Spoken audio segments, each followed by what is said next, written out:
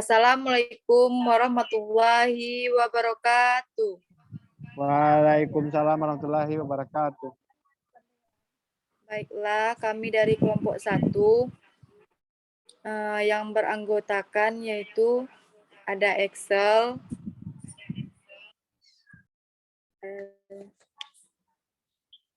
Cici Erlanda, Fani Oktafitri, Milna Yulita, Nadia Kurnia, Novianti Safitri, Putri Marlen Yasir, Rini Andriani, dan saya sendiri, Cindy Febri Maladia.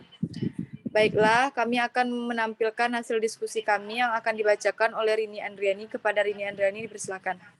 Baiklah, terima kasih kepada moderator. Di sini saya akan menjelaskan tentang yaitu kriteria diagnostik HIV/AIDS.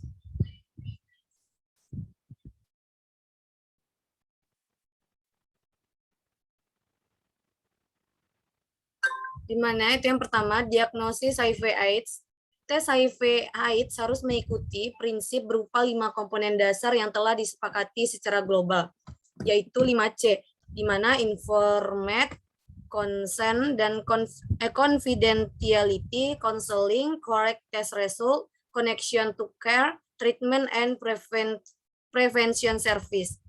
Nah, prinsip 5C ini harus diterapkan pada semua model layanan testing dan konseling HIV.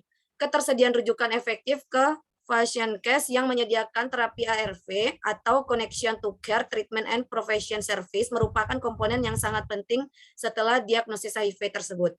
Selanjutnya, ada beberapa tanda-tanda bahwa mungkin seseorang itu bisa dinyatakan positif terkena HIV, diantaranya yang pertama itu demam, kedua kelelahan, ketiga pegal, nyeri otot dan sendi, pembengkakan kelenjar getah bening, yang keempat itu ada sakit tenggorokan dan sakit kepala, yang kelima itu ruam kulit, yang keenam itu ada mual, muntah, dan diare, yang ketujuh itu penurunan berat badan, yang kedelapan batuk kering, 9 itu pneumonia, ke-10 keringat malam, 11 perubahan pada kuku, 12 adanya infeksi jamur, yang ke-13 itu kebingungan atau kesulitan berkonsentrasi, yang ke-14 herpes mulut dan herpes kelamin, yang ke-15 itu kesemutan dan kelemahan, yang ke-16 itu adanya ketidakteraturan menstruasi pada wanita. Selanjutnya, adapun kriteria dari diagnosis HIV/AIDS ini, di mana itu jumlah supresi kekebalan tubuh ditunjukkan oleh limfosit CD4+.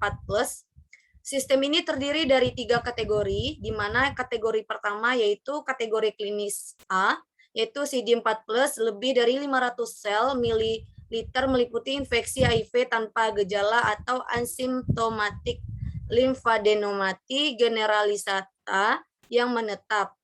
Selanjutnya infeksi HIV akut primer dengan penyakit penyerta atau adanya riwayat infeksi HIV akut. Selanjutnya kategori yang kedua itu kategori klinis B, itu di mana CD4+ 200 sampai 499 sel per mililiternya terdiri atas kondisi dengan gejala simptomatik pada remaja atau orang dewasa yang terinfeksi HIV/AIDS yang tidak termasuk dalam kategori C. Yang ketiga yaitu kategori klinis C, itu CD4+ kurang dari 200 sel per mililiternya meliputi gejala yang ditemukan pada pasien AIDS, dan pada tahap ini, orang yang terinfeksi HIV tersebut menunjukkan perkembangan infeksi yang keganasannya yang mengancam kehidupannya. Selanjutnya, adapun menurut WHO, di mana diagnosis untuk HIV/AIDS ini bisa dilakukan dengan melihat kriteria mayor dan minornya, dan dilanjutkan dengan melakukan tes HIV, di mana untuk dewasa itu lebih dari 12 umur, dalam kategori umur lebih dari 12 tahun, dikatakan mengidap AIDS apabila tes HIV dan ditemukan 2 gejala mayor dan 1 gejala minor. Ditemukan sarkoma kaposi atau pneumonia. Untuk anak-anak umur kurang dari 12 tahun dikatakan mengidap AIDS ini apabila yang pertama itu usia di atas 8 bulan dengan tes HIV+ dan ditemukan 2 gejala mayor dan 2 gejala minor. Yang kedua itu usia kurang dari 18 bulan di mana itu tes HIV plusnya dinyatakan positif dan ditemukan 2 gejala mayor dan 2 gejala minor dengan ibu yang HIV plus atau positif. Adapun kriteria mayor dan minor dari HIV/AIDS tersebut, pertama itu gejala mayornya, yaitu yang satu, berat badan menurun lebih dari 10% dalam 1 bulan. Yang kedua, diare kronis yang berlangsung lebih dari 1 bulan. Yang ketiga, itu adanya demam berkepanjangan lebih dari 1 bulan. Yang keempat, adanya penurunan kesadaran dan gangguan neurologis, demensia atau HIV ensefalopati.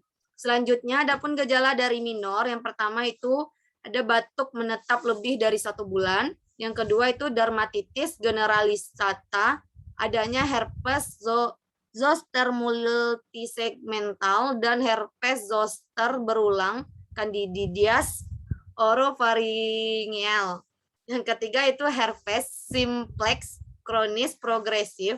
Yang keempat ada limfadenopati generalisata, di mana infeksi jamur berulang pada alat kelamin wanita, retinitis virus sitomegalo. Terima kasih, saya kembalikan ke moderator. Terima kasih kepada Rini. Baiklah, hanya itu hasil diskusi kami. Jika kami ada salah, kami mohon maaf. Saya tutup dengan Assalamualaikum warahmatullahi wabarakatuh. Waalaikumsalam warahmatullahi wabarakatuh. Dan nanti yang